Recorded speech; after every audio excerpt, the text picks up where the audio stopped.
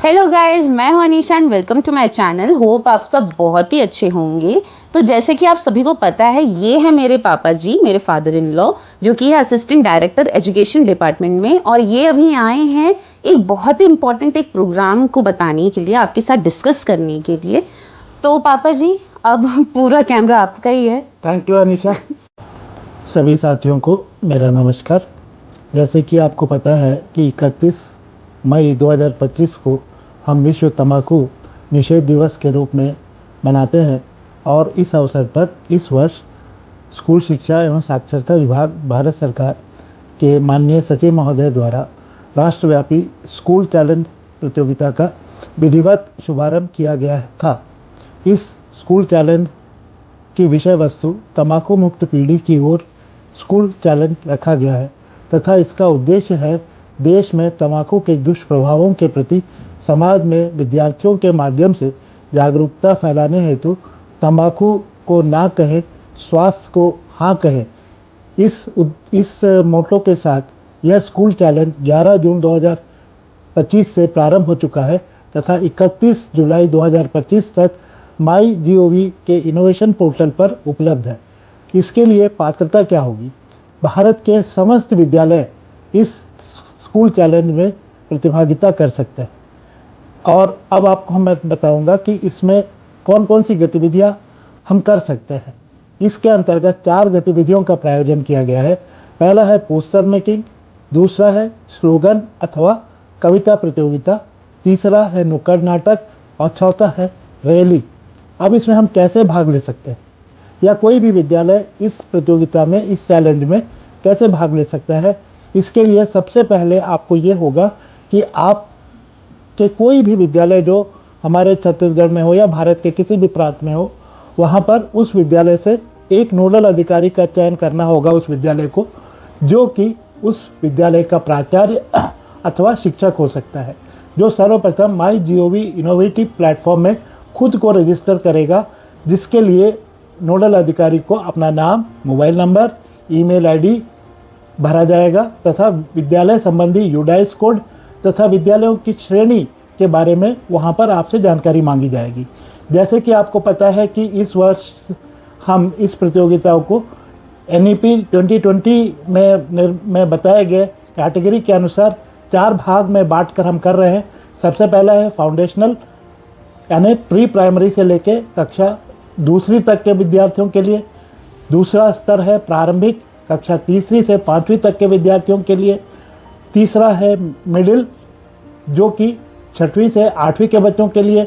और सेकेंडरी, जैसे कि आपको पता है, 9वीं से 12वीं तक के बच्चों के लिए होता है। आप नोडल अधिकारियों को अपने एंट्री में, पोर्टल में जिले के नाम और राज्य का नाम भी दर्ज करना होगा। इस प्रतियोगिता में इस बात का विशेष ध्यान रखना होगा कि हर विद्यालय इन चारों विधाओं में प्रतिभागिता करे, ताकि अधिक से अधिक स्कोर विद्यालय के खाते में दर्ज हो सके, क्योंकि ये एक स्कूल चैलेंज है और इसमें सर्वाधिक स्कोर करने वाले एक विद्यालय का चयन पूरे भारत से होने वाला है। अब इसके बारे में मैं आपको और डिटेल में आगे और बताऊंगा। तो सबसे पहले हम बात करते हैं पोस्टर मेकिंग प्रतियोगिता। पोस्टर मेकिंग प्रतियोगिता जो है, ये सभी चारों स्तर जो मैं आपको पहले बताया हूँ, उन चारों स्तरों के लिए आयोजित की जाएंगी और इसका विषय वस्तु तंबाकू को ना कहें, स्वास्थ्य को हाँ कहें के आधार पर ही आयोजित होना है। और आपके विद्यालय के चारों जो स्तर है, उस स्तर में जो सर्वश्रेष्ठ चुनाव, सर्वश्रेष्ठ पेंटिंग का चुनाव जो आपके विद्यालय के द्वारा किया जाएगा, उस एक को आपको अपलोड करना होगा। दूसरा प्रतियोगिता है स्लोगन अथवा कविता प्रतियोगिता। स्लोगन अथवा कविता प्रतियोगिता का भी थीम वही है जो कि पोस्टर का था। और इसमें एक नई बात यह है कि आपको ध्यान रखना है कि आपके विद्यार्थियों के द्वारा लिखी गई कविता या स्लोगन 200 शब्दों से अधिक का नहीं होना चाहिए। यह किसी भी भाषा में लिखा जा सकता है, परंतु इसकी शब्द सीमा 200 शब्दों से अधिक की नहीं होनी चाहिए। और सर्वश्रेष्ठ एंट्री को स्कैन करके उसका PDF आपको अपलोड करना होगा। तीसरा प्रतियोगिता है नुक्कड़ नाटक। नुक्कड़ नाटक के लिए आपको इस बात का ध्यान रखना है कि आपके विद्यालय का एक टीम चाहे आप उसमें सभी स्तरों को मिला के करें, चाहे आप एक पर्टिकुलर स्तर का करें, लेकिन एक नुक्कड़ नाटक आप आयोजित करना होगा आपको, जिसमें कैप्चर करने वाली आपके नुक्कड़ नाटक के आयोजन के समय जो खींची गई तस्वीर है उसमें 2 तस्वीर, उसकी स्क्रिप्ट और उसकी एक छोटी सी वीडियो आपको पोर्टल में अपलोड करना होगा। इस स्कूल चैलेंज का चौथा और सबसे महत्वपूर्ण भाग है रैली। इस रैली में हमको इस बात का ध्यान रखना है कि आपको नोडल के माध्यम से पहले से ये बताना होगा कि रैली की तिथि कौन सी होने वाली है, कि किस तिथि पर आपका विद्यालय रैली का आयोजन करने वाला है, और रैली किस स्थान पर आयोजित होने वाली है, और रैली कहाँ से प्रारंभ होकर कहाँ तक जाएगी। मतलब उसका प्रारंभिक पॉइंट और अंतिम पॉइंट को हमको बताना होगा कि रैली फलाने स्थान से प्रारंभ होकर इस स्थान पर ख़त्म होगी, और इस दौरान तय की गई दूरी कितनी होगी, 100 मीटर, 200 मीटर, 500 मीटर, कितना आपका विद्यालय इस रैली के दौरान दूरी तय करने वाली है, इसका भी हमको पहले से बताना होगा। और एक चीज़ और बतानी है कि इसमें लगभग कितने प्रतिभागी बच्चे सम्मिलित होने वाले हैं, ये भी हमको बताना है। और जब हम इसको अपलोड करेंगे इसके, तो हमको इसके 3 फोटोग्राफ्स चाहिए होंगे रैली के, जो कि हमको ये बताएगा कि किस उस स्थान को जिसको आपने बताया है उस स्थान उस वीडियो में दिख रहा है या नहीं दिख रहा है, इस बात को देखा जाएगा। वो हमको 3 फोटोग्राफ्स के माध्यम से और एक सा वीडियो के माध्यम से, एक शॉर्ट वीडियो के माध्यम से हमको इसको भी साथ में अपलोड करना होगा। इस बात का विशेष ध्यान रखना है कि प्रत्येक विद्यालय से एक ही नोडल शिक्षक का चयन होगा तथा नोडल शिक्षक द्वारा अपने विद्यालय के लिए प्रत्येक विधा में एक एंट्री अपलोड करेगा। इसका मतलब ये हुआ कि मान लीजिए कि कोई विद्यालय प्राइमरी, अपर प्राइमरी और हाई स्कूल स्तर तक है, तो हर इवेंट के 3-3 वीडियोस और फोटोग्राफ जो भी इवेंट के हैं वो इस स्कूल चैलेंज के लिए वो अपलोड करेगा।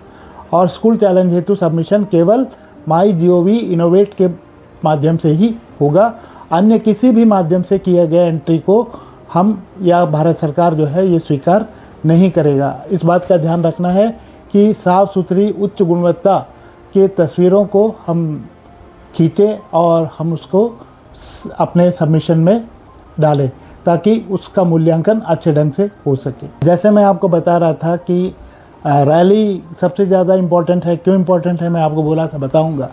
तो इस बात को देखिए कि समग्र रैंकिंग होने वाली है आपके विद्यालयों की। मतलब ये कि आपके रैली का जो आप वीडियो अपलोड करेंगे, फोटोग्राफ्स अपलोड करेंगे, उसके आधार पर आपको 40% अंक मिलने वाले हैं। पोस्टर के लिए 20 अंक, स्लोगन अथवा कविता के लिए 20 अंक और नुक्कड़ नाटक के लिए 20 अंक। इस प्रकार से 100% अंक होते हैं। मतलब रैली में सबसे ज़्यादा 40% अंक, या हम ये मान के चलते हैं कि 40 अंक में आपका मूल्यांकन जो है वो रैली के लिए होगा, 20 पोस्टर के लिए, 20 स्लोगन अथवा कविता के लिए और 20 नुक्कड़ नाटक के लिए होगा। मूल्यांकन की बात कर रहा था। मूल्यांकन जिला स्तर, राज्य स्तर और राष्ट्रीय स्तर पर किया जाएगा। अर्थात आपके विद्यालयों से जो सर्वश्रेष्ठ एंट्री आप जिला स्तर पर भेजेंगे, उसमें से आपके ज़िले की सर्वश्रेष्ठ एंट्री जो है वो राज्य के लिए अग्रेषित की जाएगी। जैसे कि आपको पता है कि हमारे यहाँ 33 ज़िले हैं राज्य में, तो 33 एंट्री जो है राज्य स्तर पर प्राप्त होगी। 4 स्तर है, 4 स्तर की अलग अलग प्राप्त होगी, और उसमें से जो सर्वश्रेष्ठ एंट्री हमारे यहाँ मेरे नेतृत्व में जो जूरी बैठेगी, वो राज्य की एंट्री को राष्ट्रीय स्तर की प्रतियोगिताओं के लिए हम अग्रेषित करेंगे। और इसमें पुरस्कार क्या मिलने वाला है, तो जितने भी प्रतिभागी होने वाले हैं इस प्रतियोगिता में, विद्यालय स्तर से लेकर राष्ट्रीय स्तर तक सभी को प्रमाण पत्र प्रदान किया जाएगा। पहली बात। दूसरी बात यह होगा कि स्कूल में से किसी एक का ही चयन जो है राष्ट्रीय स्तर पर किया जाएगा।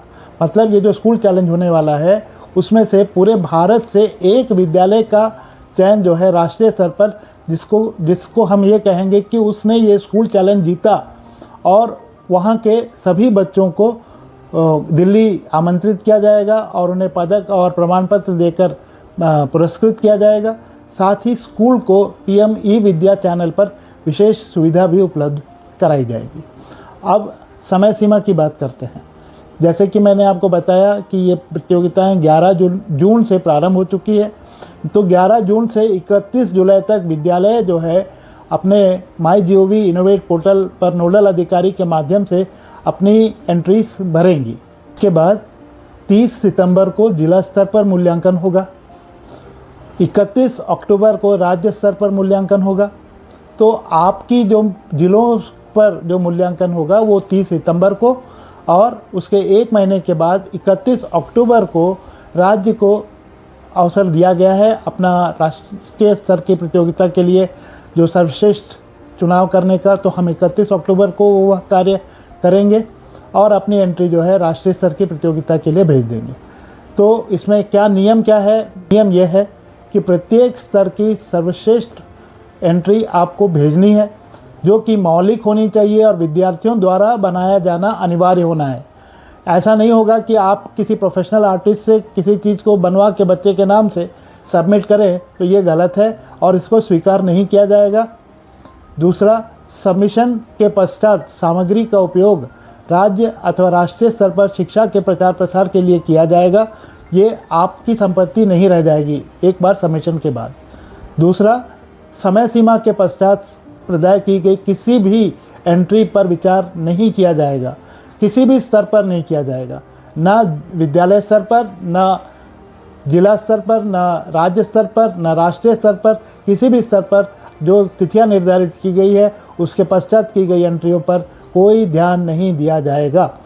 एक आखिरी बात मैं आपको ये बताना चाह रहा हूँ कि हमारे राज्य के लिए 56,615 एंट्रियों की सीमा भारत सरकार द्वारा निर्धारित की गई है। मतलब छत्तीसगढ़ राज्य से 56,615 एंट्रीज इस प्रतियोगिता के लिए मैक्सिमम हम भेज सकते हैं।